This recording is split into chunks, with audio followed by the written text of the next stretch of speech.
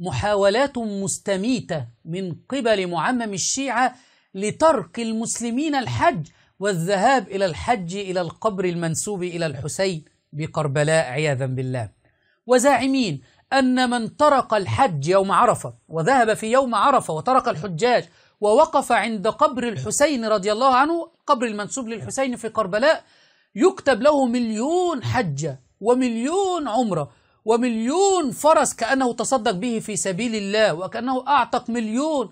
ويزعمون أيضا أن الله ينظر إلى زوار قبر الحسين في يوم عرفة قبل أن ينظر إلى الحجيج في عرفات. من زار الحسين بن علي يوم عرفة كتب الله له، الآن نقوم إجدالا للقب الإمام، كتب الله له 1000 حجة مع القائم، ليست حجة عادية وإنما حجة مع ولي الله الأعظم، و1000 عمرة مع رسول الله صلى الله عليه وآله. معقول؟ نقول نعم.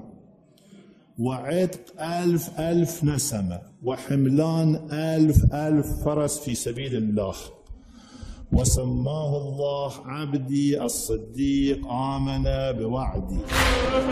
كل هذا من أجل أن يتوقف الناس عن الحج إلى بيت الله الحرام إلى القبر المنسوب إلى الحسين في كربلاء. عمائم مزيفة.